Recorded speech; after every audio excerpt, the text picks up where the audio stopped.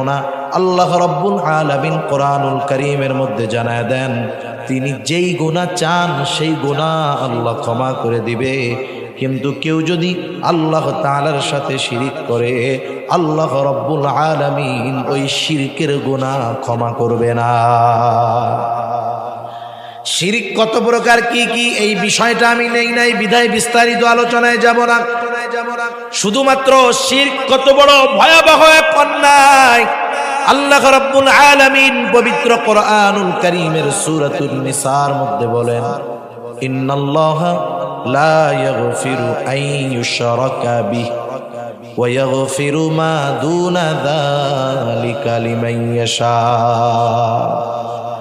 নিশ্চয়ই আল্লাহ তাআলা শিরকের গুনাহ ক্ষমা করবে না, ওয়া ইয়াগফিরু ক্ষমা কইরা দিবেন, মা দুনা যালিকা লিমান ইয়াশা ওই শিরক ব্যতীত যত গুনাহ আছে আল্লাহ তাআলা চাইলে ক্ষমা করে দিবে। শুধু তাই না, আল্লাহ তাআলা আরেক জায়গায় বলেন যে শিরক করবে তার আমল আল্লাহ কবুল করবে না। আল্লাহ তাআলা বলেন লা ইয়াহবাতান্না আমালু, তার আমলকে বাতিল করে দেওয়া হবে। এই জন্য যে শিরকের সাথে জড়িত সে তো বোঝে না, সে নামাজ পড়লে তার নামাজ কবুল হয় না, রোজা রাখলে রোজা কবুল হয় না, হজ করে এসে নামের আগে আল হাজ লাগানো যায় কিন্তু ওই হজ আল্লাহর কাছে কিন্তু কবুল হয় না। সেজন্য আল্লাহ তাআলা বলেন লা ইয়াহবাতান্না আমালু, আমল তো কবুল হবে না, বাতিল বলে গণ্য হবে।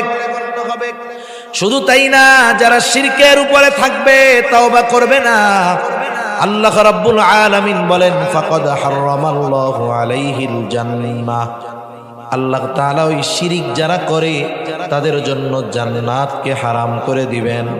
তাহলে শিরক কত বড় ভয়াবহ এক গুনাহ বলেন তো। আমরা কি কেউ চাই নাকি যে আমাদের সন্তানদের আমলগুলো বাতিল হোক? কেউ চাই? আমাদের সন্তানের জন্য জাহান্নাম ওয়াজিব হোক, জান্নাত হারাম হোক? কেউ চাই? চাই না।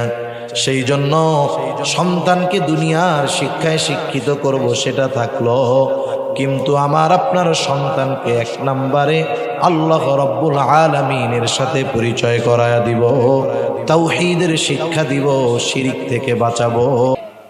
সম্মানিত উপস্থিতি, এ দুনিয়াতে আমরা যা করব পরকালে আমাদের কর্ম এবং দায়িত্বের ব্যাপারে আল্লাহ সুবহানাহু ওয়া তাআলার নিকটে আমাদেরকে জিজ্ঞাসিত হতে হবে।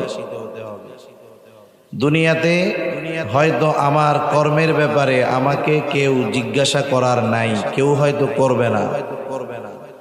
দুনিয়ায় হয়তো আমাকে জবাবদিহিতার মুখোমুখি হওয়া লাগবে না, কিন্তু কিয়ামতের দিন দুনিয়ার সকল কর্মের জবাবদিহিতা আল্লাহ রাব্বুল আলামিনের দরবারে দেওয়া লাগবে নাকি লাগবে না? নিঃসন্দেহে লাগবে। সেজন্য এ দুনিয়াতে আমাদের কাজ কর্ম এমনই হওয়া উচিত যাতে অনন্তকালের ওই অবস্থান স্থল আমাদের জন্য কল্যাণকর হয়, জান্নাত হয়। এজন্য দুনিয়াতে আমাদের এমনভাবে চলা উচিত যাতে আল্লাহ রাব্বুল আলামিনের সামনে ওই জবাবদিহিতার সময় আমি সঠিকভাবে আমার দুনিয়ার দায়িত্বের ব্যাপারে আল্লাহ তাআলার কাছে জবাব দিতে পারি। যদি না পারি তাহলে কিয়ামতের দিন আমি ব্যর্থ। আমি সামগ্রিক সব দায়িত্বের কথা আপনাদের খেদমতে বলবো, এ বলার সুযোগও নাই, সময়ও নাই, এখন সম্ভবও নয়। তবে কিছু দায়িত্ব আছে, সেই দায়িত্বগুলো যদি আমরা যথাযথভাবে পালন করি তাহলে আশা করা যায় কমপক্ষে আমার অধীনস্থ যারা আছে এরা জাহান্নামের লাকড়ি হবে না, জ্বালানি হবে না, ওরা নিজেরাও জাহান্নাম থেকে বাঁচবে, আমিও বাঁচতে পারবো। এই কাছাকাছি আমার আত্মীয় স্বজন, পরিবার পরিজন, আমার পরিবারের মধ্যে যারা আছে এদের মধ্যে অন্যতম হলো আমাদের নিজেদের সন্তান। আল্লাহ রাসূল সাল্লাল্লাহু আলাইহি ওয়াসাল্লাম বলেন কুল্লুকুম রাঈন ওয়া কুল্লুকুম মাসউলুন আন রাইয়াতিহি, তোমরা প্রত্যেকে এক একজন দায়িত্বশীল ব্যক্তি, আর প্রত্যেককে তার দায়িত্বের ব্যাপারে জিজ্ঞাসা করা হবে। কিয়ামতের দিন আমার অধীনস্থ যারা আছে, আমার স্ত্রী, তার ব্যাপারে আমাকে জিজ্ঞাসা করা হবে, আমার সন্তানের ব্যাপারে আমাকে জিজ্ঞাসা করা হবে। এক কথায় আমার অধীনস্থ যারা আছে তাদের ব্যাপারে আমাকে আল্লাহর আদালতে জিজ্ঞাসাবাদের মুখোমুখি হতে হবে। আল্লাহ না করুন আমার ত্রুটি, আমার অবহেলার কারণে আমার স্ত্রী, আমার সন্তান, আমার ছেলে, আমার মেয়ে, আল্লাহ না করুন তারা যদি জাহান্নামী হয় আর এর পেছনে আমার ত্রুটি থাকে, কিয়ামতের ময়দানে ওই যে দুনিয়ায় যার জন্য পরিশ্রম করতাম, রক্তকে পানি বানাইতাম, তার ভালো পোশাক, খাবার, বাসস্থানের ব্যবস্থা করতাম, ওই সন্তান, ওই স্ত্রী, ওই কন্যা, ওই ছেলে, কিয়ামতের দিন ওরা আমার জান্নাতে যাওয়ার সবচাইতে বড় বাধা হয়ে দাঁড়াবে। ঠিক কিনা বলেন? আফসোসের দুনিয়া। আজকে আমরা আমাদের সন্তানদের ভবিষ্যৎ নিয়ে চিন্তিত। কি ভবিষ্যৎ? যে লেখাপড়া কত ভালো করে শিখতে পারে, কি চাকরি করবে, কি ইনকাম করে খাওয়াবে, রোজগার করে খাওয়াবে। অধীনস্থ অধিকাংশ মা বাবার চিন্তা তার সন্তানদের ব্যাপারে এইটা যে কবে লেখাপড়া শেষ হবে, কবে উপার্জন করবে, কবে চাকরি পাবে, ব্যবসা করবে, দুনিয়ার উপার্জন করবে। এই টেনশন অধিকাংশ মা বাবা করে। ঠিক কিনা বলেন? অথচ আমাদের উচিত ছিল সব সময় এই চিন্তা করা যে আমার সন্তানটাকে আমার দুনিয়া আখিরাতের সম্পদ বানাতে হবে। আজকে আমি যখন আসতেছিলাম, আসার সময় একজনের একটা লেখা পড়তেছিলাম, খুব হৃদয় বিদারক এক লেখা। এক বাবা অসুস্থ হয়ে হসপিটালে কাতরাচ্ছেন। কোন বাবা? করোনাকালীন সময়ে ব্যবসায় তিনি লস করে ফেলছেন। কারণ সবার তো আর কাড়ি কাড়ি টাকা নাই, ব্যাংক ব্যালেন্স নাই যে 2, 4, 10 বছর 50 বছর বৈশা বৈশা খাইতে পারবে। আপনাদের বাঁশখালী বাজার কত বড় বাজার, রাস্তার দুই পাশে হাজারো ব্যবসায়ী আছে না নাই? অনেক ব্যবসায়ী হয়তো আছে, একদিন দোকান না খুললে পরের দিন তার ঘরে চুলা জ্বালানো কষ্টকর হয়ে যায়। ঠিক না? ওই মুরব্বীর ছোট্ট একটা দোকান ছিল। এই মুরব্বী দোকান খুলতে পারে নাই, করোনাকালীন সময় খুব অসুস্থতার মধ্যে পড়ে গেছে। মুরব্বী মানুষ। এই পরিস্থিতিতে তার সন্তান একটা ছিল, মেয়ে, সে চলে গেছে, বাবার কাছে থাকে নাই, গ্রামে গেছে। তা এই বাবা সবকিছু হারিয়ে এক সময় রাস্তায় রেল স্টেশনে ঘুমায়, কমলাপুর রেল স্টেশনে। ঢাকা শহরে কিছু স্বেচ্ছাসেবী সংগঠন আছে, আলহামদুলিল্লাহ, এরা মানুষদের কাছ থেকে চেয়ে চেয়ে এই ভাসমান গরিব মানুষদের জন্য অল্প পয়সায় কারো জন্য ফ্রি খাবারের ব্যবস্থা করে। কিছু যুবক তরুণ তরুণীরা আছে এগুলোর সাথে জড়িত। তা ওই মুরব্বী ওই জায়গায় গিয়ে খানাদানা করে, রাতে রেল স্টেশনে শুয়ে থাকে। অসুস্থ হয়ে গেছে, হসপিটালে ভর্তি করা হয়েছে, সুচিকিৎসা পায় নাই, হায়াত শেষ, মারা গেছে। লোকটার কাছে কিছু পরিচয় পাওয়া গেছে, ছেলের নাম্বার, মেয়ের নাম্বার। মেয়ের নাম্বারে ফোন দেওয়া হইতেছে যে তোমার বাবা অসুস্থ হয়ে হসপিটালে মারা গেছে। মেয়েটা ফোনে বলতেছে আপনারা যা পারেন করে ফেলেন, আমরা আসতে পারবো না। শুধু তাই না, যিনি ফোন দিছেন তিনি লিখতেছেন যে সে আমার নম্বরটা ব্লক লিস্টে দিয়ে রাখছে, ব্লক করে দিছে। তা যাই হোক, একটা পর্যায়ে হয়তো খবর পৌঁছাইছে, তার দুঃসম্পর্কের এক ভাই এসে লাশের পরিচয় যখন শনাক্ত হলো, বেওয়ারিশ হিসাবে তার দাফন হয় নাই। একজন পরিচয় নিয়ে বা তার কবরের দাফন করার ব্যবস্থা ওই সংগঠন করছে। তা আমি এই বিষয়টা চিন্তা করতেছিলাম যে চিন্তা করে দেখেন, হয়তো ওই বাবাও একটা সময় ওই মেয়ের ভবিষ্যৎ নিয়ে কত চিন্তায় থাকতো। আমার মেয়েটা লেখাপড়া শিখবে, আমার মেয়েটার ভালো এক জায়গায় বিবাহ হবে, সুখ স্বাচ্ছন্দ্যের সাথে জীবন কাটাবে। অথচ ওই বাবা যখন সহায় সম্বলহীন হয়ে গেল, ওই বাবাটা সন্তানের কাছে দুনিয়ার সবচাইতে বড় নিগ্রহের পাত্র হয়ে গেছে। ঠিক কিনা বলেন? এটা তো একজন মধ্যম আয় বা স্বল্প আয়ের মানুষের কথা বললাম। আমাদের দেশে আজ থেকে 20, 25, 30 বছর আগেও মুরব্বীরা তো বুঝবেন বৃদ্ধাশ্রম কাকে বলে, এটা আমরা শুনি নাই, আপনারা শুনেন নাই। বৃদ্ধাশ্রম কি, সেফ হোম কি, এগুলো আপনারা শুনেন নাই। অথচ আজকে দিন যাচ্ছে, বৃদ্ধাশ্রমের সংখ্যা বাড়তেছে না কমতেছে। আর বাস্তবতা হলো বৃদ্ধাশ্রমে গরিবের মা বাবা, আলেমের মা বাবা, একজন দিনদার লোকের মা বাবা, এরা কিন্তু বৃদ্ধাশ্রমে নাই। বৃদ্ধাশ্রমের শতকরা 90% মানুষ সব টাকাওয়ালা পয়সাওয়ালাদের মা বাবা, ঠিক কিনা? বাংলাদেশের অনেক প্রসিদ্ধ ব্যক্তির কথা বলা যাবে। আমি যেখানে থাকি ঢাকাতে জাহাঙ্গীরনগর বিশ্ববিদ্যালয়ের পাশে, ওই জায়গার একজন বড় প্রফেসর ছেলেদেরকে বড় উচ্চ শিক্ষিত বানিয়েছেন দুনিয়ার লাইনে, তাদের ফিউচার ব্রাইট করে দিয়েছেন। মা বাবা বলে না, তুমি এখন লেখাপড়া করো, তোমার ফিউচার ব্রাইট হয়ে যাবে, মানে তোমার ভবিষ্যৎ উজ্জ্বল হয়ে যাবে, তুমি বিসিএস ক্যাডার হবা, তুমি হয়তো ভালো মতো লেখাপড়া করলে স্কলারশিপ নিয়ে বিদেশে যেতে পারবা। এই সন্তানগুলোকে ভবিষ্যৎ উজ্জ্বল করার আশায় মা বাবা কত লেখাপড়া অলরাউন্ডার বানানোর জন্য সব কিছু করাইছে।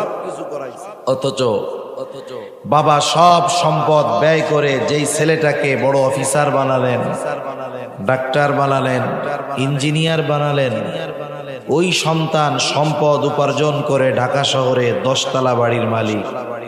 অথচ যেই সন্তানের পেছনে বাবা তার জীবনের সব উপার্জন ব্যয় করে দিল, ওই 10 তলা বাড়ি তো বহুদূর, ওই 10 তলা বাড়ির নিচের তলায় গাছতলায়ও ওই বাবার জায়গা হয় না।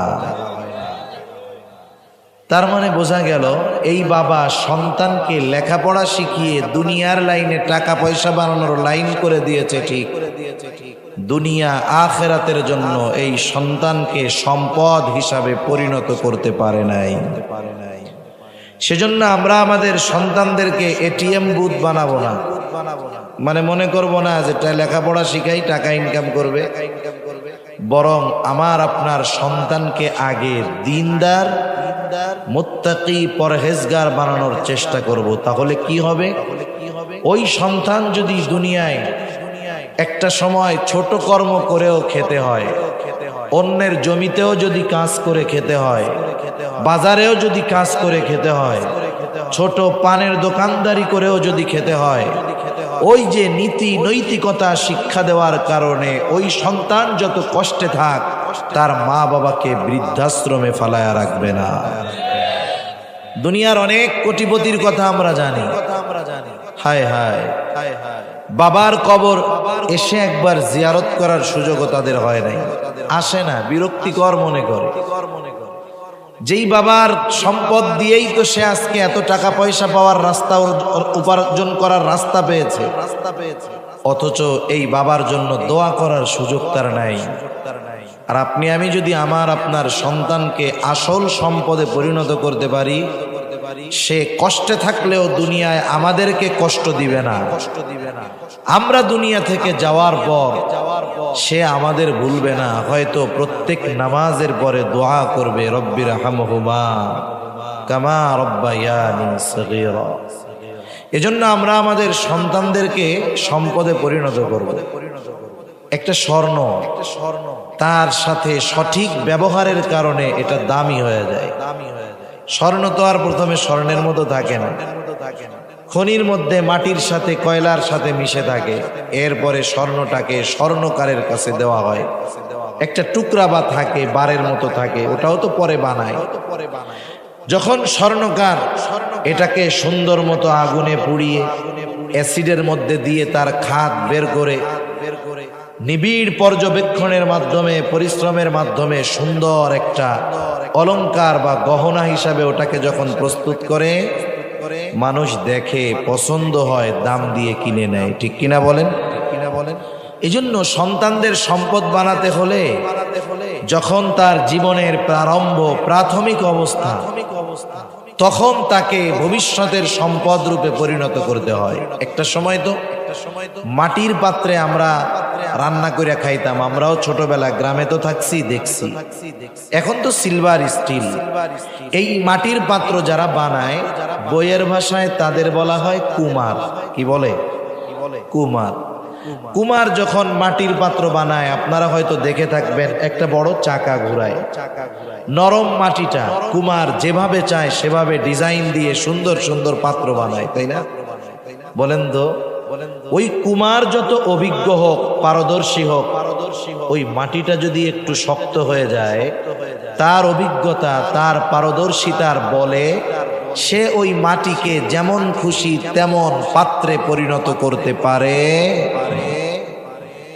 এজন্য আমি আপনি যতই অভিজ্ঞ হই, যোগ্য হই, সন্তান যদি এক সময় বড় হয়ে যায়, আমি তাকে লাইনে আনতে পারবো না।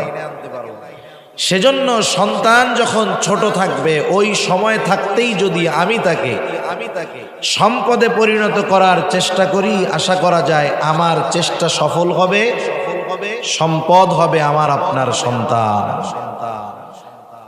এজন্য আল্লাহ সুবহানাহু ওয়া তাআলা কিভাবে আমরা আমাদের সন্তানদেরকে সম্পদে পরিণত করব, কারণ কারো ঘরে যদি একটা দুষ্টু ছেলে থাকে, একটা অ্যাডিক্টেড ছেলে থাকে, নেশাগ্রস্ত একটা ছেলে থাকে, জুয়ারি একটা ছেলে থাকে, অসভ্য একটা ছেলে থাকে, ওই ঘরওয়ালা কোটি টাকার মালিক হতে পারে, এসি রুমে থাকতে পারে, কিন্তু সন্তানটা মানুষের মতো মানুষ না হওয়ার কারণে ওই আরামের এসিটাও ছোট একটা জাহান্নামের রুম হয়ে যায়। ঠিক কিনা বলেন?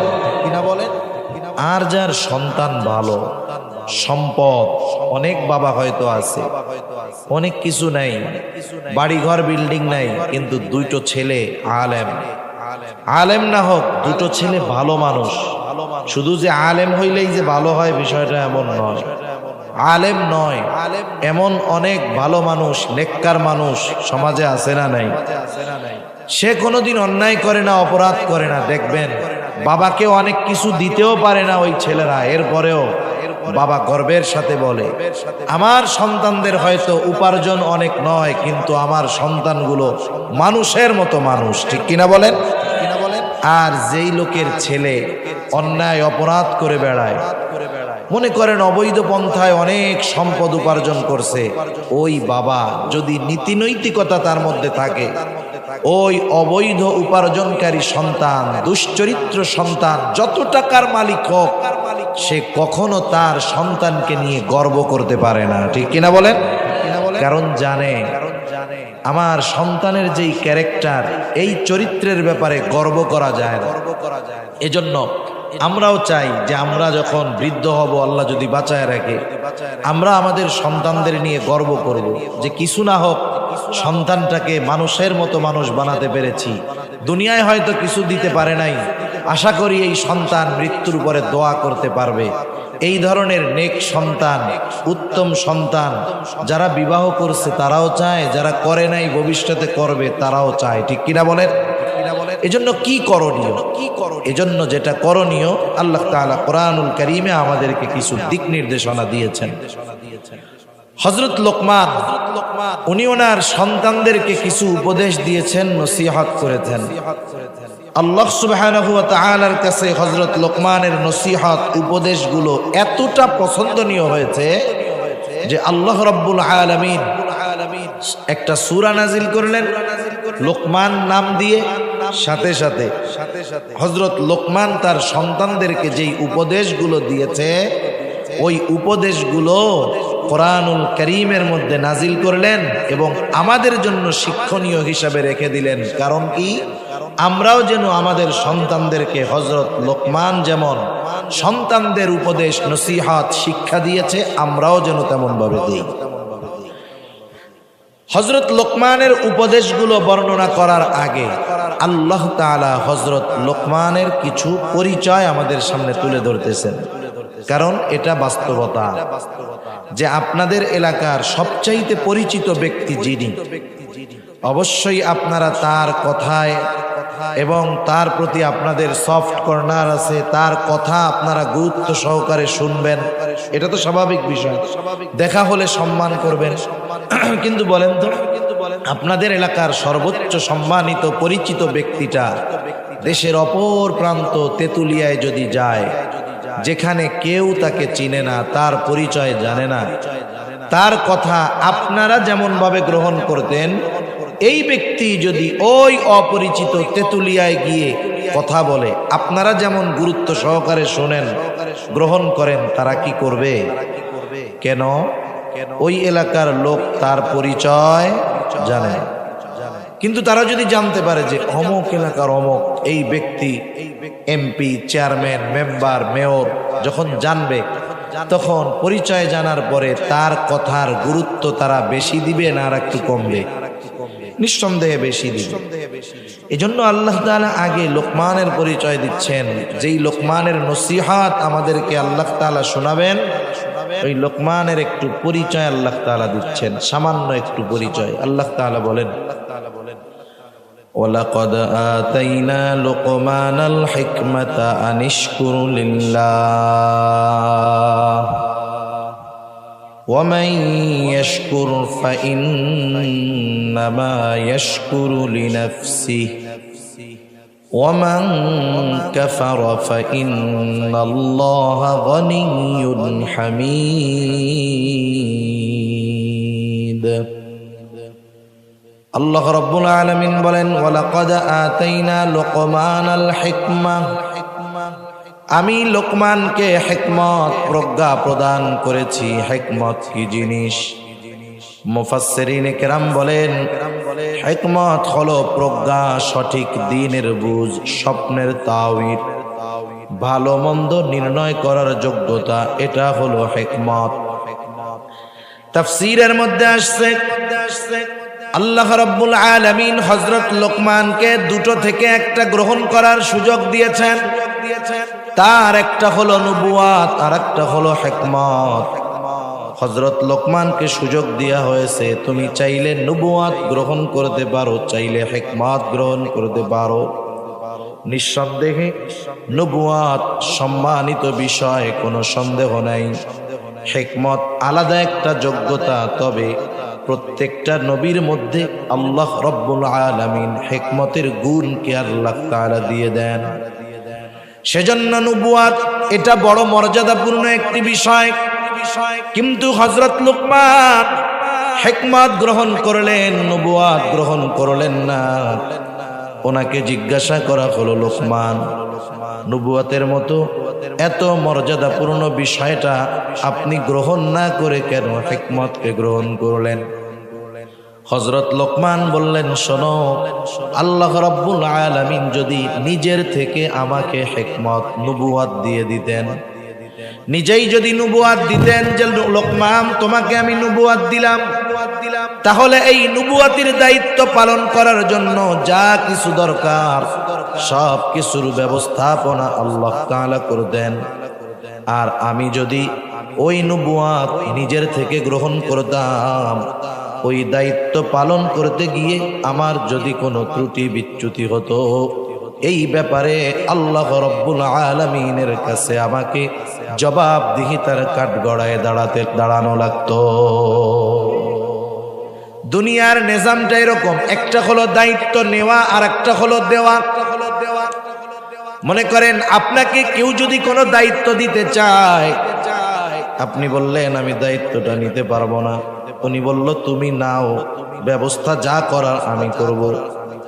এখন এই দায়িত্ব পালন করতে গিয়ে যদি কোনো ত্রুটি বিচ্যুতি হয়, যিনি আপনাকে দায়িত্ব দিল অবশ্যই তিনি এই ব্যবস্থা গ্রহণ করবেন, ঠিক কিনা বলেন?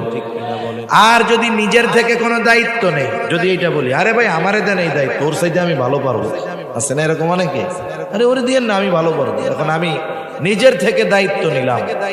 এখন যদি কোনো ত্রুটি বিচ্যুতি হয় ওই কাজ করতে গিয়ে, তাহলে আপনি কি বলবেন? আরে হুজুর পারো না কিছু করতে, দেখাই লাভ দিয়ে উঠে যান খালি, না? তার মানে আপনি আমাকে তখন তিরস্কার করবেন, কারণ দায়িত্ব আমি নিজে নিয়েছি। যখন দায়িত্ব দেওয়া হবে তখন যদি কোনো ত্রুটি বিচ্যুতি হয় আমার জবাব দেওয়ার সুযোগ আছে। আমি তো ভাই দায়িত্ব চাই নাই, দিছেন কেন? কিন্তু যখন নিজের থেকে নিব এ কথা বলার সুযোগ আছে? এজন্য হযরত লোকমান বললেন, যেহেতু আল্লাহ রাব্বুল আলামিন নিজের থেকে দায়িত্ব দেন নাই, এই জন্য আমি নবুয়াত গ্রহণ না করে হিকমত গ্রহণ করেছি। হযরত লোকমান প্রজ্ঞাপূর্ণ একজন লোক ছিলেন, তার কথা কর্ম সব কিছুর মধ্যে প্রজ্ঞা পাওয়া যায়। হযরত লোকমান প্রাথমিক জামানায় উনি এক ব্যক্তির ছাগল দেখাশোনা করতেন, রাখাল ছিলেন। একদিন ওই ছাগলের মালিক এসে বলে, ও লোকমান, আমার জন্য একটা ছাগল জবাই করে আনো, সাথে সাথে ছাগলের সর্ব উৎকৃষ্ট গোশত আমার সামনে হাজির করবা। হযরত লোকমান মালিকের নির্দেশে একটা ছাগল জবাই করলেন। ছাগলের জিহ্বা আর কলিজা এই দুই ধরনের গোশত নিয়ে মালিকের সামনে হাজির। মালিককে এসে বলে, মালিক, এটা হলো সবচাইতে উৎকৃষ্ট গোশত। এইবার মালিক বললেন, লোকমান, আর একটা ছাগল আমার জন্য জবাই করবা, ওই ছাগলের সবচাইতে নিকৃষ্ট জায়গার গোশত আমার জন্য আনবা। হযরত লোকমান আর একটা ছাগল জবাই করলেন। আবার জিহ্বা আর কলিজা, এই গুর্দা, হাড়, হৃৎপিণ্ড, এই দুইটা নিয়ে মালিকের সামনে হাজির। মালিক এবার বলে, লোকমান, তুমি কি আমার সাথে মজা করো? তোমাকে আনতে বললাম সর্বোৎকৃষ্ট গোশত, তুমি যে দুই ধরনের গোশত আনলা, আবার যখন বললাম সবচাইতে নিকৃষ্ট জায়গার গোশত আনো, আবার সেইগুলো আনলা। এটা হলো কর্মের হিকমত। কথার হিকমত কি? হযরত লোকমান বলতেছে, মালিক, এই দুইটা তথা জবান আর অন্তর যদি ভালো হয়ে যায়, তাহলে তার সব কিছু ভালো হয়ে যায়। আর যার জবান আর অন্তর খারাপ হয়ে যায়, তার সব কিছু খারাপ হয়ে যায়। তার মানে যার অন্তর আর জবান ঠিক, সে দেখতে কালা হোক, অনেক উঁচু বংশের মানুষ না হোক, কিন্তু সে ভালো।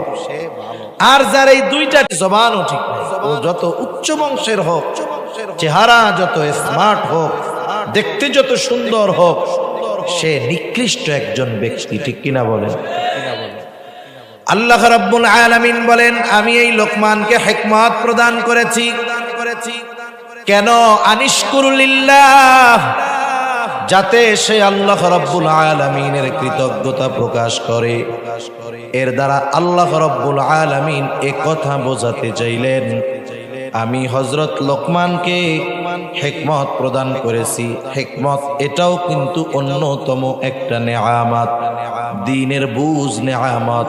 শুধু টাকা পয়সা ধন দৌলত নেয়ামত নয়, দ্বীনের উপরে চলতে পারা, সত্য মিথ্যা নির্ণয় করতে পারা, এটাও আল্লাহ রাব্বুল আলামিনের পক্ষ থেকে বড় নেয়ামত। জ্ঞান, দ্বীনের বুঝ, এটা বড় নেয়ামত। এজন্য হিকমতটাও তো নেয়ামত। হযরত লোকমানের ব্যাপারে কেমন যেন আল্লাহ তাআলা বলতে চান যে আমি লোকমানকে হিকমতের মতো নেয়ামত দিয়েছি। শুধু তাই না, সে এই নেয়ামতের শুকরিয়াও আদায় করছে। সুবহানাল্লাহ। মনে করেন, যেই ব্যক্তির ব্যাপারে আল্লাহ এই ঘোষণা দিবে যে ও আমার কৃতজ্ঞতা প্রকাশকারী বান্দা, তাহলে বুঝতে হবে ওই লোকটা আল্লাহ রাব্বুল আলামিনের কতটা আনুগত্য। ঠিক কিনা? ঠিক কিনা? আল্লাহ রাব্বুল আলামিন বলেন, আনিশকুরুলিল্লাহ, যাতে সে আল্লাহ তাআলার কৃতজ্ঞতা প্রকাশ করে। আর হযরত লোকমান, তিনি আল্লাহ রাব্বুল আলামিনের কৃতজ্ঞতা প্রকাশকারী বান্দা ছিলেন। একটা মানুষ কৃতজ্ঞ বান্দা আপনি কেমনে বুঝবেন?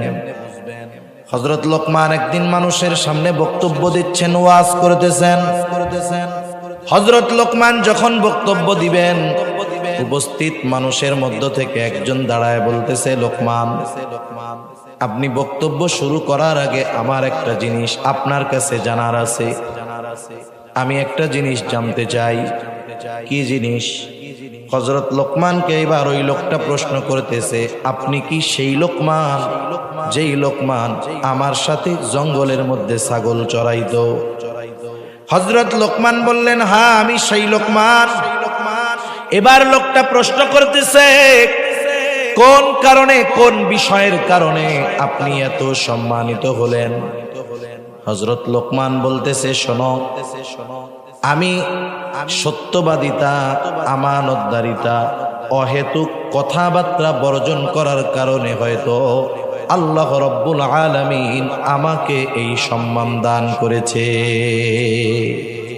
এখানে গুরুত্বপূর্ণ একটি শিক্ষণীয় বিষয় আছে। আমাদের সবার অতীত কিন্তু যে বর্তমানে ভালো আছে তার অতীতটা যে ভালো বিষয়টা এমন নয়।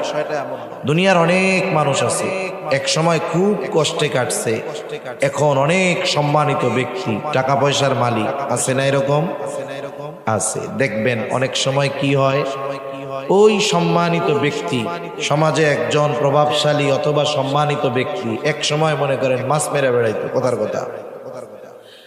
তার তো বাল্যকালের কিছু বন্ধু ছিল, লোকজন তার সামনে উপস্থিত, সে একজন চিফ গেস্ট। এই মুহূর্তে যদি তার ওই বন্ধু বলে, দোস্ত ওই যে মাছ মারতে গেছিলাম মনে আছে, কত কষ্ট করে চলতা সেই সময়, বলেন তো ওই জায়গায় চেয়ারে চিফ গেস্ট বৈশা আছে, হাজারো জনতার সামনে ওই বন্ধু যদি তার অতীতের কথা স্মরণ করায় দেয়, এ বন্ধু খুব খুশি হবে? বেজার হয়ে যাবে না? তাকে ধমক দিবে, চোখ রাঙাবে, এই বসুন কথা বলতেছে। মনে করেন যার অতীত কষ্টের ছিল এখন ভালো আছে, আপনি যখন তাকে তার অতীতের কথা স্মরণ করায় দিবেন, সে যদি ধমক দেয়, অস্বীকার করে, উল্টাপাল্টা বলে, বুঝবেন ও নাশকর গোজার বান্দা। আর যদি অতীত মনে করায় দিবেন, ও যদি তখন বলে আহারে আল্লাহ তাআলা একটা সময় কত কষ্টে রাখছিল, সে আল্লাহ কতই না ভালো আমাকে রাখছে, এখন বুঝবেন ও শুকর গুজার বান্দা।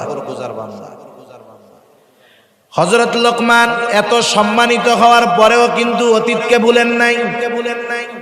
আল্লাহ রাব্বুল আলামিন এর পর আমাদেরকে স্মরণ করায় দেন, ওয়া মান ইয়াশকুরু ফাইন্নামা ইয়াশকুরু লিনাফসি। আল্লাহ তাআলা বলেন, যে শুকরিয়া আদায় করে সে তার নিজের জন্যই করে। কারণ আমরা যদি আল্লাহর শুকরিয়া আদায় করি, আল্লাহ তাআলার কোনো লাভ নাই, লাভ আমাদের। আমরা যদি শুকরিয়া আদায় না করি, আল্লাহ তাআলার কোনো ক্ষতি নাই, ক্ষতি আমাদের। এই জন্য আল্লাহ তাআলা বলেন, ওয়া মান ইয়াশকুরু ফাইন্নামা ইয়াশকুরু লিনাফসি। যে আল্লাহ তাআলার কৃতজ্ঞতা প্রকাশ করে তা সে নিজের জন্যই করে। কারণ আল্লাহ তাআলা আরো এক জায়গায় জানায় দেন, লা ইন শাকারতুম লা আযীদান্নাকুম ওয়া লা ইন কাফারতুম ইন্না আযাবি লাশাদীদ। আল্লাহ রাব্বুল আলামিন বলেন, তোমরা যদি নিয়ামতের শুকরিয়া আদায় করো, লা আযীদান্নাকুম, আমি তোমাদের জন্য আরো নিয়ামত বাড়ায়া দিব, ওয়া লা ইন কাফারতুম ইন্না আযাবি লাশাদীদ। তোমরা যদি নিয়ামতের নাশকরি করো, কুফরি করো, জাইনা রাখো আমার আযাব বড় শক্ত, আযাব বড় কঠোর। তাহলে বুঝে থাকলে বলেন, আমরা যদি আল্লাহ তাআলার কৃতজ্ঞতা প্রকাশ করি, লাভ আল্লাহর নাকি আমাদের? সেজন্য প্রত্যেক হালতে, সর্ব অবস্থায় আলহামদুলিল্লাহ বলায় অভ্যস্ত। আমরা যখন কুশল বিনিময় করি, কেমন আছেন, আমরা বলি স্বাভাবিক ভালো আছি। আমরা যদি শুধু বলি আলহামদুলিল্লাহ, তাহলে দেখেন আল্লাহ খুশি হয়ে যাবে। ছোটখাটো কিছু নিয়ামত পাইছে, আলহামদুলিল্লাহ, আলহামদুলিল্লাহি আলা কুল্লি হাল, সর্ব অবস্থায় আল্লাহর প্রশংসা। তাহলে আল্লাহ তাআলা আমাদের নিয়ামত বাড়ায় দিবেন, উপকার আমাদের হবে। আর যারা শুকরিয়া আদায় করে না, আল্লাহ রাব্বুল আলামিন বলেন, ওয়া মান কাফারা ফা ইন্নাল্লাহা গানিয়্যুন হামিদ। আল্লাহ রাব্বুল আলামিন বলেন, যারা কুফরি করে, শুকরিয়া আদায় করে না, আল্লাহ তাআলা বলেন, ওয়া মান কাফারা, যারা কুফরি করে, শুকরিয়া আদায় করে না, তাদের জেনে রাখা দরকার যে ফা ইন্নাল্লাহা গানিয়্যুন হামিদ। আল্লাহ তাআলা হলেন অমুখাপেক্ষী, সপ্রশংসিত এক মহান সত্তা, যিনি আমাদের কাছে আমাদের প্রশংসার মুখাপেক্ষী নয়। এমন নয় যে আমরা শুকরিয়া আদায় করলে, প্রশংসা করলে আল্লাহর খুব লাভ হয়ে যাবে, না করলে ক্ষতি হয়ে যাবে, বিষয়টা এমন নয়। এজন্য আমরা শুকরগুজার বান্দা হব। আল্লাহ তৌফিক দান করুক। এই আয়াতের দ্বারা আল্লাহ তাআলা কি বুঝাইলেন? আল্লাহ বুঝাইলেন যে হযরত লোকমান প্রজ্ঞাবান একজন ব্যক্তি এবং আমার শুকরগুজার এক বান্দা। আমার ওই বান্দা সন্তানদের কি উপদেশ দিয়েছে, এবার আল্লাহ তাআলা সে কথা বলতেছেন। ওয়ালাকাদ আতাইনা লুকমানাল হিকমাতা আনিশকুর লিল্লাহ ওয়া মান ইয়াশকুরু ফাইন্নামা ইয়াশকুরু লিনাফসিহি ওয়া মান কাফারা ফাইন্নাল্লাহা গনিয়্যুন হামিদ। ওয়া ইয ক্বালা লুকমানু লিবনিহি ওয়া হুয়া ইয়াইযুহু ইয়া বুনাইয়া লা তুশরিক বিল্লাহ ইন্নাশ শিরকা লাযুলমুন আযীম।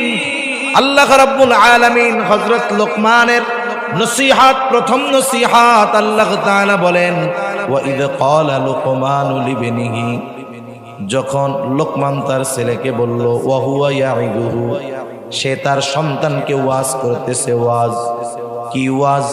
এক নাম্বার ওয়াজ ইয়া বুনাইয়া লা তুশরিক বিল্লাহ। এর দ্বারা হযরত লোকমান সন্তানকে ঈমান শিক্ষা দিচ্ছে। কি শিক্ষা দিতে হবে?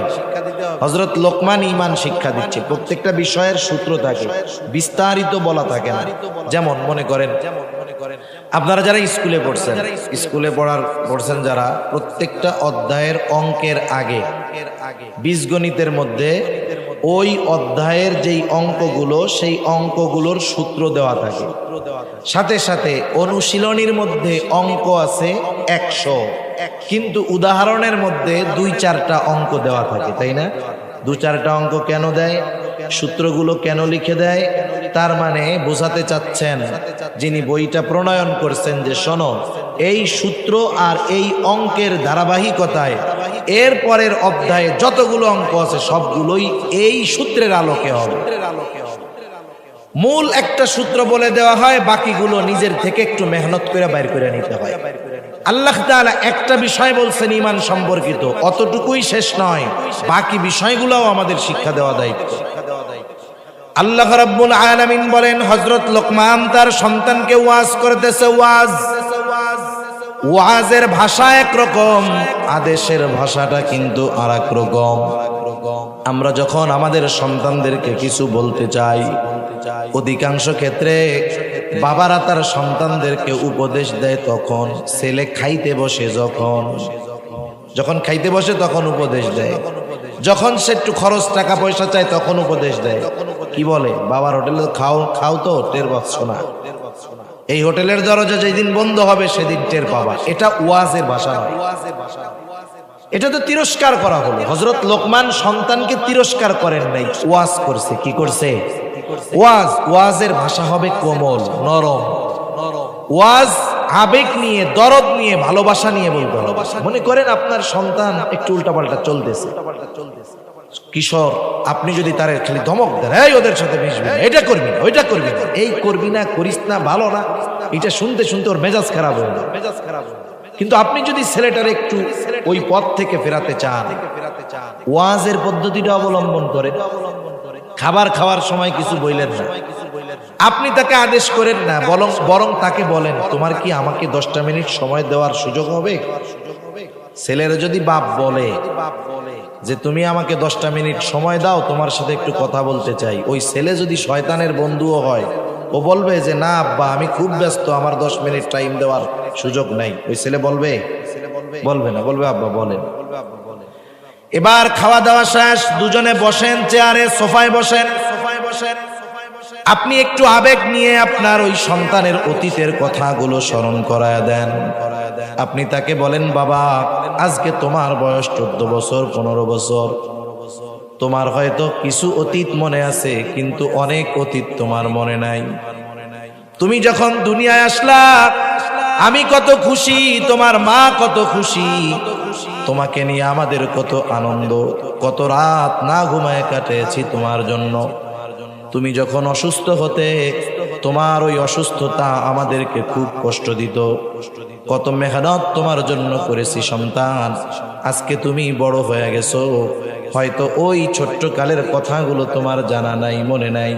তুমিও যখন একদিন বাবা হবা, তুমিও তখন দেখবা, ও আমার সন্তান, আমি তো তোমাকে ভালোবাসি, আমি চাই না তুমি খারাপ হয়ে যাও। আমি তোমাকে বলতেছি, তোমার কল্যাণের জন্য বলতেছি, তুমি ওই খারাপ মানুষগুলোর সাথে, ছেলেগুলোর সাথে মিশো না বাবা। বলেন তো কোন বাবা যদি তার সন্তানকে এইভাবে আবেগ নিয়ে, ভালোবাসা নিয়ে, দিলের দরদ নিয়ে দু চারটা কথা তাকে বলে, বলেন তো ওই ছেলেটা রাগ হবে নাকি? হয়তো ওই শৈশবের কথা যখন বাবা মনে করায় দিবে, ওই নরম কথাগুলো ছেলের অন্তরের মধ্যে লাগবে। সে হয়তো বাবা যেই কথাটা তাকে বলতে চায় সেটা অনুযায়ী সে তার জীবনকে পরিবর্তনের চেষ্টা করবে। সেই জন্য সন্তানদের নসিহত, ওয়াজের ভাষাটা হবে কোমল, আবেগ দরদ নিয়ে আমরা আমাদের সন্তানদেরকে উপদেশ দিব। এই জন্য হযরত লোকমান সন্তানকে ওয়াজ করতেছেন, ওয়াহুয়া ইয়াইদুহু, কি ওয়াজ করতেছেন? এক নাম্বার ওয়াজ, ইয়া বুনাইয়া লা তুশরিক বিল্লাহ, হে আমার বৎস, তুমি আল্লাহর সাথে শিরিক কইরো না। ইয়া বুনাইয়া শব্দটার শাব্দিক অর্থ হে আমার বৎস, কিন্তু সব কিছুর সারমর্ম, গভীরতা এটা শাব্দিক অর্থ দিয়ে বোঝানো যায় না। এই ইয়া বুনাইয়ার মধ্যে আবেগ আছে, দরদ আছে, ভালোবাসা আছে। কেউ যদি ওই আবেগ, দরদ, ভালোবাসা নিয়ে সন্তানকে বলে, ও আমার সন্তান, লা তুশরিক বিল্লাহ, আল্লাহর সাথে তুমি শিরিক কইরো না, এ কথা শুধু কানে ঢুকবে তা নয়, ও কথা কান দিয়ে একেবারে হৃদয় পর্যন্ত পৌঁছায়া যাবে। ঠিক কিনা বলেন? সেজন্য নসিহতের ভাষা মানুষের হৃদয় পর্যন্ত পৌঁছায়া যায়। সন্তানদেরকেও আমরা এই উপদেশ, এই নসিহত দিব, আমার বাবা, তুমি আল্লাহর সাথে কখনো শিরিক কইরো না। কেন করবা না? ইন্নাশ শিরকা লাযুলমুন আযীম, শিরক হলো মহা অন্যায়, মহা জুলম। এর দ্বারা আমি, আপনি, আমার, আপনার সন্তানকে আল্লাহ তাআলার একত্ববাদের শিক্ষা দেই, নির্ভেজাল ইমানের শিক্ষা দেই, যেই শিক্ষার কারণে তার আমলগুলো আল্লাহর দরবারে কবুল হবে। শুধু আল্লাহকে রব বলে স্বীকার করলে হবে না, আমাদেরকে একত্ববাদী, তাওহীদবাদী হতে হবে। আল্লাহ তাআলার জাত, সিফাত কোনো কিছুর সাথে শিরিক করা যাবে না। কেননা আল্লাহ রাব্বুল আলামিন কোরআনুল কারীমের মধ্যে জানায় দেন, তিনি যেই গুনাহ চান সেই গুনাহ আল্লাহ ক্ষমা করে দিবে। কিন্তু কেউ যদি আল্লাহ তাআলার সাথে শিরিক করে, আল্লাহ রাব্বুল আলামিন ওই শিরকের গুনাহ ক্ষমা করবে না। শিরিক কত প্রকার, কি কি, এই বিষয়টা আমি নেই নাই বিধায় বিস্তারিত আলোচনায় যাব না। শুধুমাত্র শিরক কত বড় ভয়াবহ এক অন্যায়, আল্লাহ রাব্বুল আলামিন পবিত্র কোরআনুল কারীমের সূরাতুন নিসার মধ্যে বলেন, ইন্নাল্লাহা লা ইয়াগফিরু আন ইউশরাকা বিহি ওয়া ইয়াগফিরু মা দুনা যালিকা লিমান ইয়াশা। নিশ্চয়ই আল্লাহ তাআলা শিরকের গুনাহ ক্ষমা করবে না, ওয়া ইয়াগফিরু, ক্ষমা কইরা দিবেন, মা দুনা যালিকা লিমান ইয়াশা, ওই শিরক ব্যতীত যত গুনাহ আছে আল্লাহ তাআলা চাইলে ক্ষমা করে দিবে।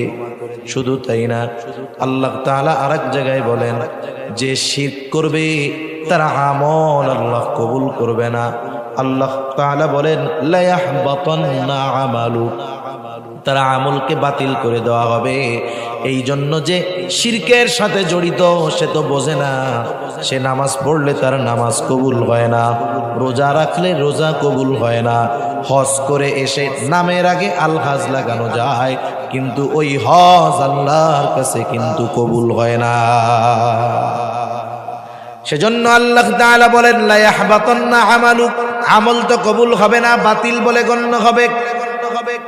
শুধু তাই না, যারা শিরকের উপরে থাকবে, তওবা করবে না, আল্লাহ রাব্বুল আলামিন বলেন, ফাকাদ হারামাল্লাহু আলাইহিল জান্নাহ, আল্লাহ তাআলা ওই শিরিক যারা করে তাদের জন্য জান্নাতকে হারাম করে দিবেন। তাহলে শিরক কত বড় ভয়াবহ এক গুনাহ। বলেন তো, আমরা কি কেউ চাই নাকি যে আমাদের সন্তানদের আমলগুলো বাতিল হোক? কেউ চাই? আমাদের সন্তানের জন্য জাহান্নাম ওয়াজিব হোক, জান্নাত হারাম হোক, কেউ চাই না। সেই জন্য সন্তানকে দুনিয়ার শিক্ষায় শিক্ষিত করব সেটা থাকলো, কিন্তু আমার আপনার সন্তানকে এক নম্বরে আল্লাহ রাব্বুল আলামিনের সাথে পরিচয় করায়া দিব, তাওহীদের শিক্ষা দিব, শিরিক থেকে বাঁচাবো। আল্লাহ তাআলা হযরত লোকমান সন্তানদেরকে এই উপদেশটা প্রথমে দিলেন।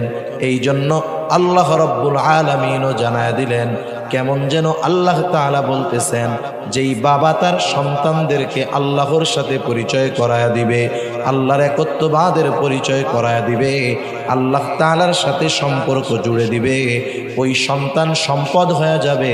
ওই বাবা যদি বৃদ্ধ হয়, ওই সন্তান সম্পদ হওয়ার কারণে সন্তান বাবাকে বৃদ্ধাশ্রমে ফালায়া দিবে না, মারা যাওয়ার পরে ভুলে যাবে না, দোয়া করবে, দুনিয়ার মধ্যে যথাযথভাবে খেদমত করবে। কারণ এর পরই আল্লাহ রব্বুল আলামিন যেই কথাগুলো বলছেন, এই কথাগুলোর দ্বারা এটাই বোঝা যায়। আমি ওই কথাগুলোর দিকে যাব না, আমি শুধু হযরত লোকমানের উপদেশগুলো বলবো। মোট কথা হলো, আমরা যদি আমাদের সন্তানদেরকে আল্লাহর সাথে জুড়িয়ে না দিতে পারি, আল্লাহর পরিচয় না শেখাতে পারি, তাহলে আমাদের জন্য দুনিয়ারও কষ্ট, আখিরাতেরও কষ্ট অপেক্ষা করতেছে। তাহলে হযরত লোকমান তার সন্তানদেরকে প্রথম উপদেশ দিলেন, ওয়াজ করলেন ঈমানের বিষয়ে।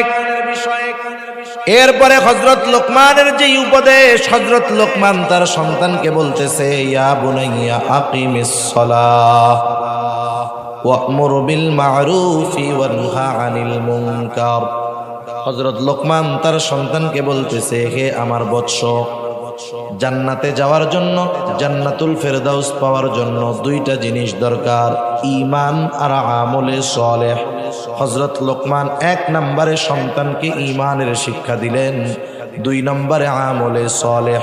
বলেন তো, আমলে সালেহের মধ্যে, নেক আমলগুলোর মধ্যে সর্বোত্তম নেক আমল যেটা, সেটার নাম কি? নামাজ। এটা হলো ব্যক্তিগতভাবে সর্বোচ্চ এক আমল। হযরত লোকমান সন্তানকে বলতেছে, ইয়া বুনাইয়া আকিমিস সালাহ, হে আমার বৎস, নামাজ কায়েম করো, সাথে সাথে আরো একটা আমল করো, আরো একটা দায়িত্ব পালন করো। কি কাজ করবা? ওয়া'মুর বিল মা'রুফি ওয়ানহা আনিল মুনকার, ভালো কাজের আদেশ ও সৎ কাজের নিষেধ করো। আমরা হলাম শ্রেষ্ঠ উম্মত।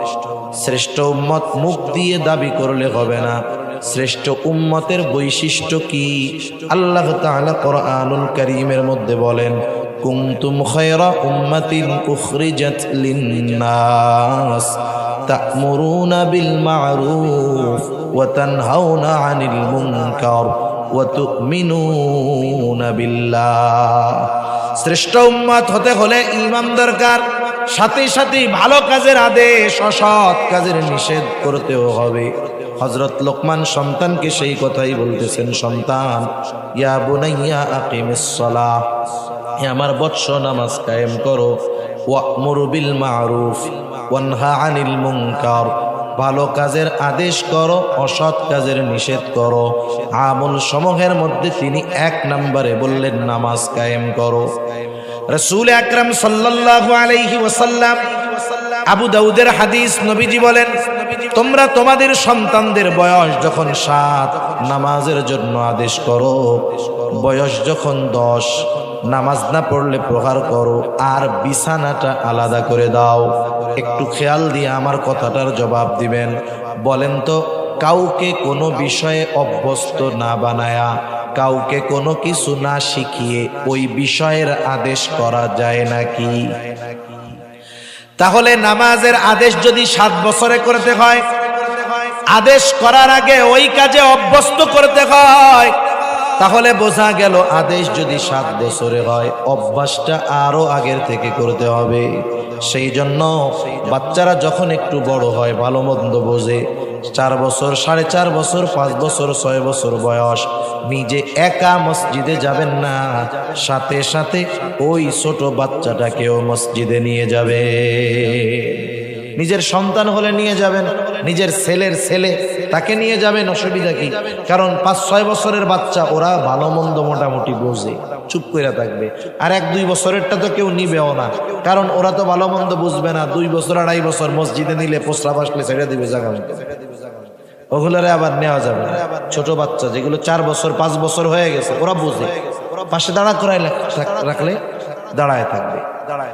একটু চেঁচামেচি ছোট বাচ্চারা করতে পারে, এতে আমরা অনেক সময় বিরক্ত হই। বিরক্ত হব না, কেন হব না? নবীজি ইমামতি করতেছেন, রাসূলুল্লাহ সাল্লাল্লাহু আলাইহি ওয়াসাল্লাম সিজদায় গেলেন। রাসূলুল্লাহ সাল্লাল্লাহু আলাইহি ওয়াসাল্লামের মিহরাব, রাসূল সাল্লাল্লাহু আলাইহি ওয়াসাল্লামের হুজরা একেবারে কাছাকাছি, মধ্যে শুধু একটা পর্দা। কারণ নবীজি ইতিকাফের সময় মসজিদের মধ্যে থাকতেন। আয়েশা সিদ্দিকা রাদিয়াল্লাহু তাআলা আনহা হুজরার মধ্যে থাইকা নবীজির মাথায় তেল দিয়ে দিতেন। তার মানে বুঝতে পারছেন, শুধুমাত্র একটা পার্টিশন দরজা। নবীজি সিজদার মধ্যে গেছেন। এইবার হযরত হুসাইন রাদিয়াল্লাহু তাআলা আনহু নবীজির কাঁধের উপরে উঠে খেলা শুরু করে দিয়েছেন। নবীজি দীর্ঘ লম্বা করলেন সিজদা। সাহাবারা মনে করলো হয়তো নামাজের মধ্যে কোনো ওহী নাজিল হইতেছিল। আর যখন উপস্থিত সাহাবারা ওহী নাজিলের সময় যারা থাকতো, নবীজি যা নাজিল হয়েছে সাথে সাথে তিলাওয়াত করে সবাইকে শোনায়া দিতেন। সকলে চিন্তা করলো হয়তো নামাজ শেষ হওয়ার পরে নবীজি জানাবেন। নামাজ শেষ হলো, নবীজি সাহাবাদের দিকে ঘুরলেন, কিছু বলেন না।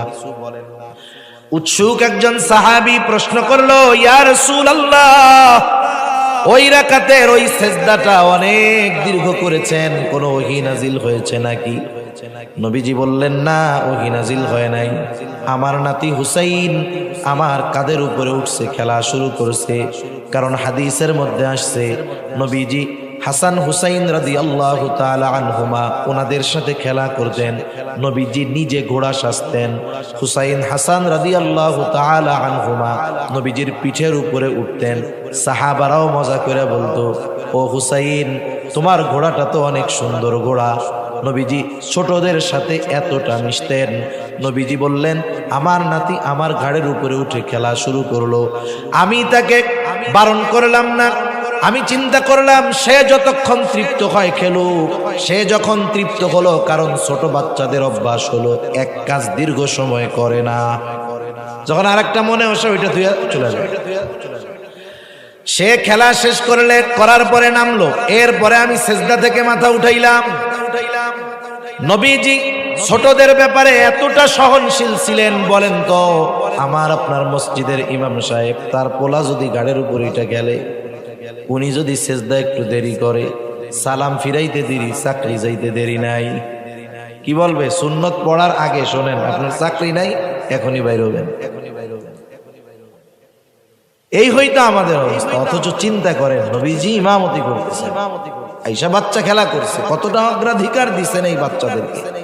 সেজন্য আমরা যদি মসজিদে বাচ্চারা গেলে ধমক দেয়, অনেকে বোঝে না। তো অনেক জায়গায় আছে ছোট বাচ্চা, 5 বছরের বাচ্চা গেছে, ওরা একটু 3-4 জন যখন এক জায়গায় হয়, ওরা তো খেলাধুলা করে, দুষ্টুমি করে। হায় হায়, তখন নামাজ শেষ করে, এই কার ছেলে রে, এই সেই হ্যান ত্যান এমক ধমক দেওয়ার, বাপরেও দেয়, ওর কোলারে। এইবার বলেন, ওই ছোট বাচ্চা যদি একবার চিন্তা করে মসজিদে গেলে ধমক খাইতে হয়, ওকে হয়তো 5 বছর বয়সে ধমক দিয়া বাইর করে দেওয়া হইল, 15 বছর যখন বয়স হবে পায়ে ধরলেও মসজিদে আসবে না। এজন্য বাচ্চারা আসলে আমরা বিরক্ত হব না, কারণ ওই বাচ্চাদের আনবো যাদেরকে অভ্যাস করানো যায়। 5 বছর 5.5 বছর এরা তো একটু বোঝে, তারপরেও ছোট বাচ্চা দুষ্টুমি করতে পারে। অনেকে আবার বলে, হ্যাঁ নামাজ পড়ি, খুশুখুজু নষ্ট হয়ে যায়। লাইলি মজনুর গল্প শুনছেন না? এই গল্পের মধ্যে অনেক শিক্ষণীয় বিষয় আছে। এক বুজুর্গ পড়তেছে নামাজ। এখন লাইলির বাড়ির দিকে দৌড় শুরু করছে মজনু।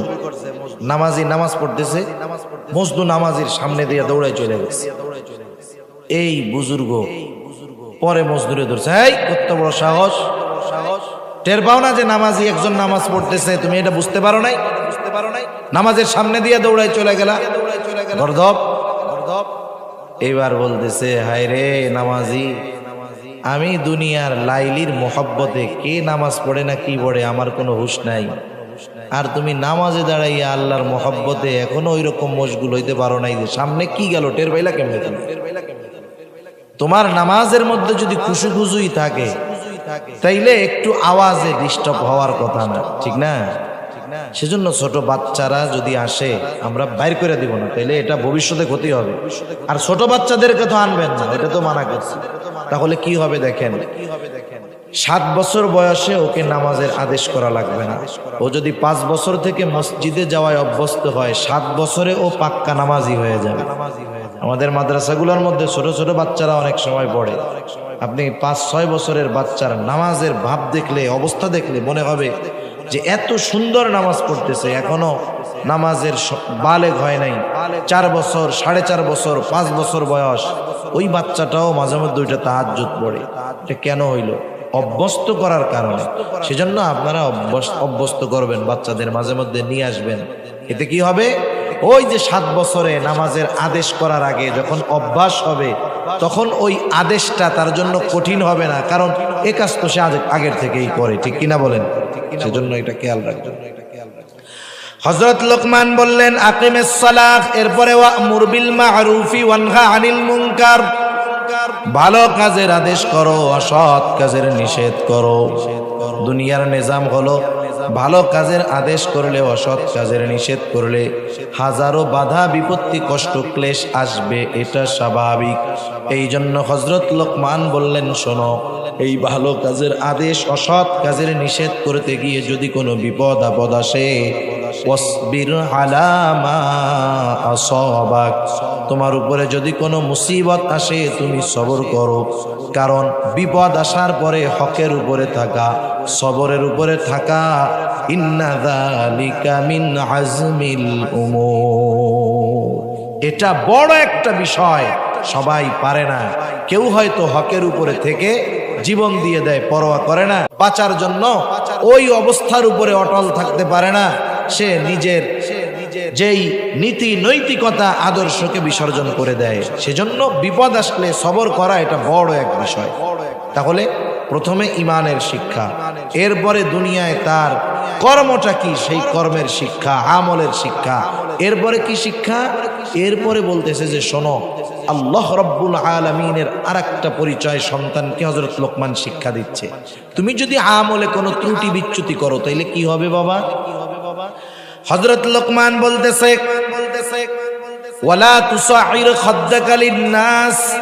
হযরত লোকমান এবার সন্তানকে বলতেছে ইয়া বুনাইয়া ইন্নাহা ইন তাকু মিসকালা হাববাতিন মিন খারদাল ফাতাকুন ফি সখরাতিন আও ফিস সামাওয়াতি আও ফিল আরদি ইয়াতি বিহাল্লাহ। হযরত লোকমান বলতেছে, হো আমার বৎস, এখানে একটা জিনিস বুঝতে হবে। ইয়া বুনাইয়া, হে আমার বৎস, ইন্নাহা, ওই জিনিসটা।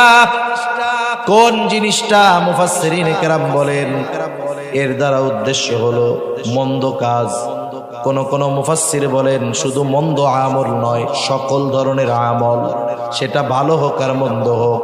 তাহলে অর্থটা হবে এই রকম, ও আমার বৎস, তোমার ওই আমলটা, সেই আমলটা যদি সরিষা দানা পরিমাণ হয়, তথা তোমার আমল যদি সরিষা দানা পরিমাণ হয়, ইন্নাহা ইন তাকু মিসকালা হাববাতিন মিন খারদাল ফাতাকুন ফি সখরা, তুমি যদি ওই সরিষা দানা পরিমাণ আমলটা পাথরের মধ্যেও করো, আও ফিস সামাওয়াত, অথবা যদি আসমানেও করো, আও ফিল আরদ, জমিনের মধ্যেও যদি করো, ওই সরিষা দানা পরিমাণ ওই আমলটা ইয়াতি বিহাল্লাহ, তোমার ওই আমলটাও যিনি হাজির করবেন তিনি কে?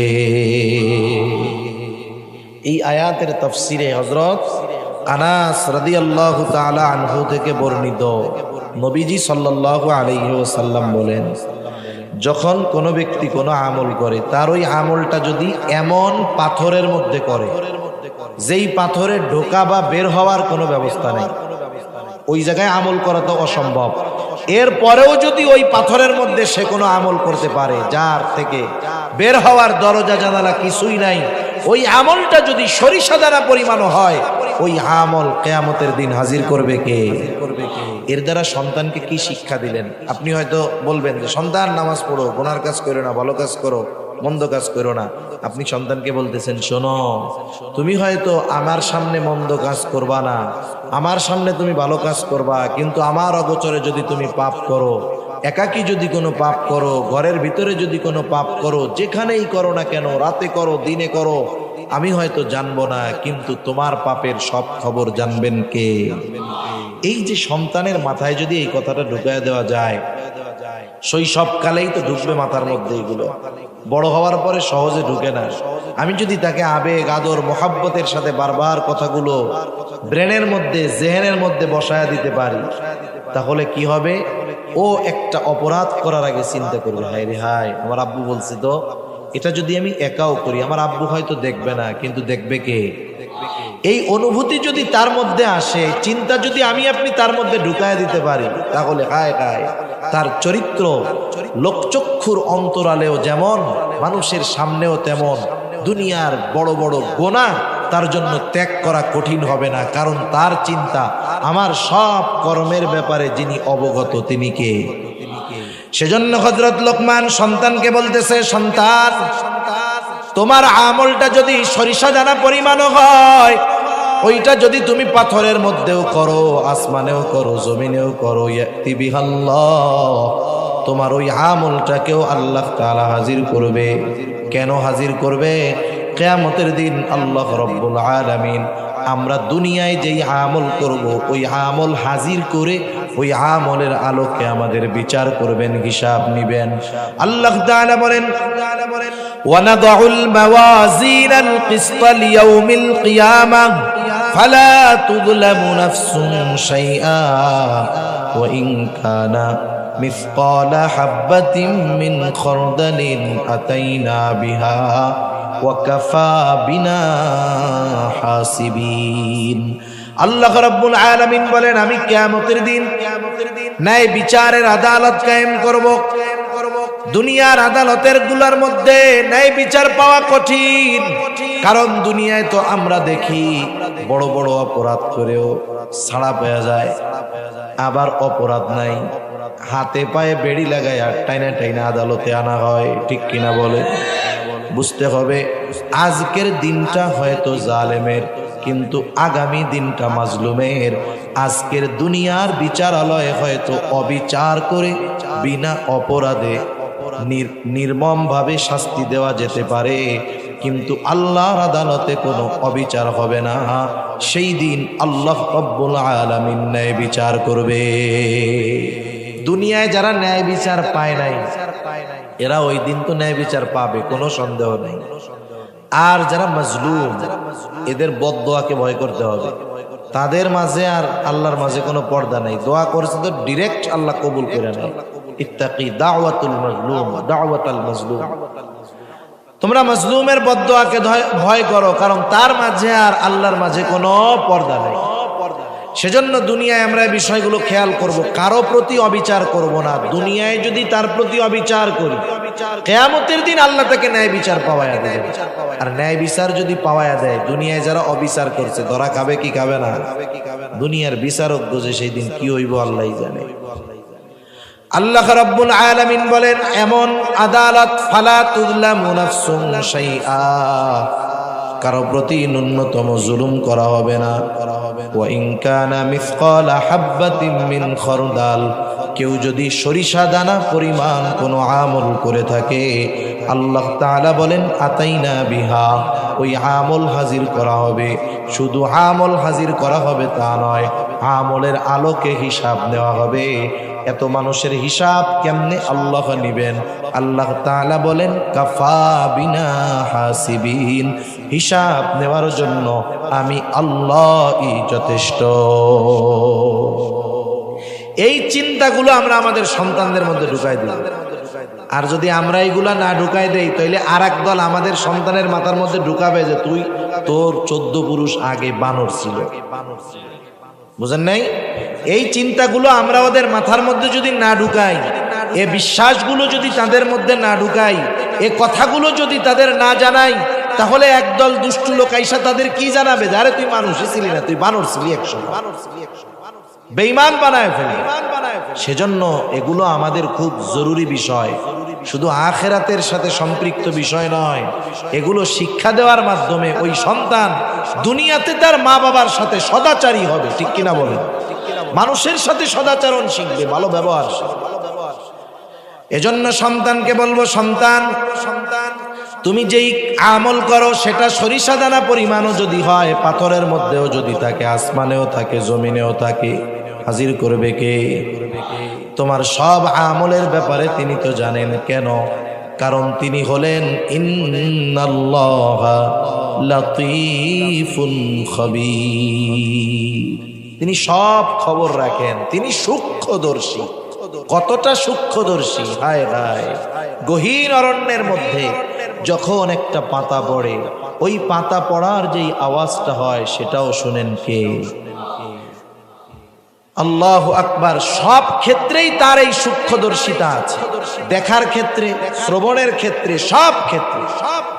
যত আধার রাত হোক, আমাবস্যার কালা রাত্রে কালো পাথরের উপরে যদি একটা কালো পিঁপড়াও চলে, ওই পিঁপড়া স্পষ্টভাবে দেখেন কে? গহীন সমুদ্রের তলদেশে 13 কিলোমিটারও গভীর আছে, এত গভীর সমুদ্রের তলদেশে যেখানে মানুষের পৌঁছানো প্রায় অসম্ভব, ওই জায়গারও ছোট্ট একটা বিষয়ের খবর যার কাছে আছে তিনি কে? তাইলে এই দুনিয়ার মধ্যে বাবা তুমি যদি কোনো গুনাহ করো, হয়তো তোমার বাবা জানতেছে না, মা জানতেছে না, লজ্জায় মা বাবার সামনে তুমি গুনাহ করো না, লজ্জায় মানুষের সামনে গুনাহ করো না, তুমি কি আল্লাহরে লজ্জা পাও না? যে আল্লাহ তোমাকে বানাইলো সেই আল্লাহর ব্যাপারে কি তোমার একটু ভয় হয় না? ওই আল্লাহ তো মা বাবা তো সামনে দেখে না, লেপের তলে কি করতেছো দেখে না, দরজা আটকাইলে দেখে না, একাকি কি করো দেখে না। কিন্তু যত অন্ধকার হোক, যত নির্জনে হোক, যত একাকি হোক, তোমার সব কর্মের ব্যাপারে আল্লাহ জানেন।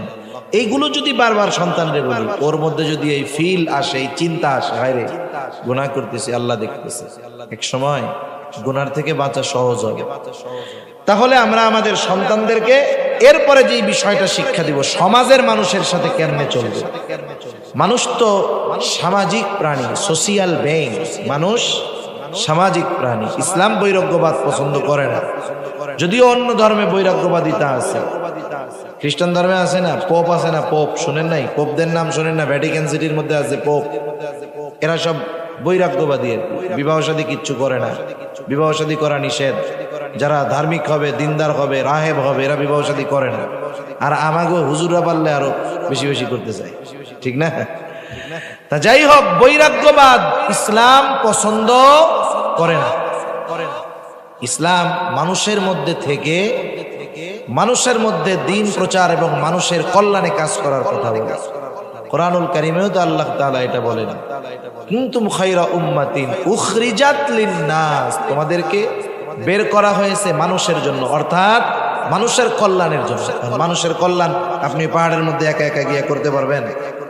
তাহলে মানুষের জন্য যদি আমরা কল্যাণকর কাজ করতে চাই, মানুষের মধ্যে আমাদের থাকতে হবে, ঠিক না? এখন আমরা আমাদের সন্তানদের শিখাবো, অনেকে বুঝে না। মনে করেন কোটিপতির ছেলে, সে গরিবদেরকে তুচ্ছতাচ্ছিল্য করে, কাজের লোকের সাথে খারাপ ব্যবহার করে, নিজের আত্মীয় স্বজনও যদি গরিব হয় তাদের সাথেও খারাপ ব্যবহার করে। এরকম ছেলে আছে না নাই? কেনই বেয়াদব হইল? ওই বাপ শিখায় নাই ওরে যে মানুষের সাথে কেমন আচরণ করতে হবে। সেজন্য আমরা আমাদের সন্তানদেরকে শিখাবো, হে আমার সন্তান, তুমি মানুষদের থেকে মুখ ঘুরে কথা বলবা না। ইয়া বুনাইয়া আকিমিস সালাতা ওয়া'মুর বিল মা'রুফি ওয়ানহা আনিল মুনকার ওয়াসবির আলা মা আসাবাক ইন্না যালিকা মিন আজমিল উমুর ওয়ালা তুসাহির খাদ্দাকা লিন-নাস ওয়ালা তামশি ফিল আরদি মারহা ওয়ালা তুসাহির খাদ্দাকা লিন-নাস, তুমি মানুষের থেকে মুখ ফিরায় কথা বলবে। এর দ্বারা উদ্দেশ্য হলো অহংকারের সাথে মানুষের সাথে তুমি কথা বলবা না, কারণ অহংকার বড় খারাপ এক জিনিস। আসমান জমিনে সংগঠিত প্রথম পাপ হইল হিংসা আর অহংকার।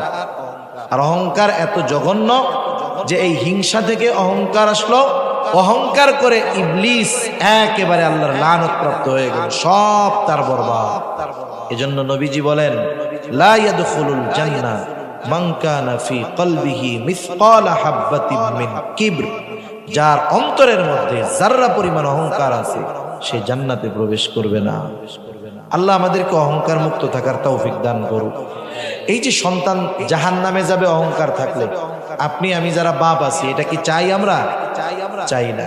এজন্য সন্তানদের শিক্ষা দিব, যারা ধনী আছে তারা শুধু ছেলে পেলে নিয়ে বেড়াইতে কক্সবাজার গেলে হবে না, নীলগিরি গেলে হবে না, সাজেক গেলে হবে না, মাঝে মধ্যে ওই কুতুবদিয়া দ্বীপে নিয়ে যাবে। কুতুবদিয়া দ্বীপের মানুষের জীবনযাপন খুব কঠিন। আমি একবার যাইয়া বুঝতে পারছি জিনিসটা, মানুষ কত পরিশ্রম করে, কত কঠোর জীবনযাপন করে। ওই এসির মধ্যে খালি রাইখেন না, শিখাইয়েন। মাঝে মধ্যে লং ড্রাইভে যান, ওই উত্তরবঙ্গে চলে যাইয়েন, যেখানে দেখবেন আপনার 5 তলা বিল্ডিং এ এসিটা একটু ঠান্ডা কম হইলে কত অশান্তি, অথচ তাদের বাড়িতে ছাউনি নাই, চাল নাই, মাটির ঘর তাও খসে খসে পড়তেছে, টাকা নাই, কিছু করতে পারে না। সেজন্য এগুলো আমাদের সন্তানদেরকে দেখাতে হয়, শেখাতে হয়। শহরে থাকেন, খালি বিল্ডিং এর মধ্যে ঘুরাইয়েন না, মাঝে মধ্যে বস্তি আছে তো, শহরে বস্তি আছে না, প্রত্যেকটা জিনিসের এপিটোপিট আছে, আলোর বিপরীতে আধার আছে। শহরে যেমন বিল্ডিং আছে আবার বস্তিও আছে। শিখাইয়েন মাঝে মধ্যে যে হায় হায়, তোমাকে 15,000 টাকার কম্বল গায়ে দিয়ে ঘুম পাড়াই, তাই তোমার ঘুম আসে না শীতের দিন। শীতে দেখো না ফুটপাতের উপরে নিজের লুঙ্গিটারে গার পোশাক বানায়া কঠিন শীতের রাত্রে ঘুমাচ্ছে। এগুলো দেখাইয়েন, তাইলে ওই সন্তান বাস্তবতা বুঝবে। ওই সন্তান বিলাসী হবে না, অভদ্র হবে না, বেয়াদব হবে না। সেজন্য সন্তানদেরকে বলবো, আমরা আমার সন্তান, হযরত লোকমান বলতেছে, ওয়ালা তুসাইর খাদ্দাকা লিন্নাস, মানুষের সাথে অহংকার কইরা কথা বইল না। ওয়ালা তামশি ফিল আরদি মারহা, জমিনের উপরে তুমি দর্প ভরে চইল না, বুক ফুলায় চইল না, মুড নিয়ে চইল না। আছে না, চলে না এরকম?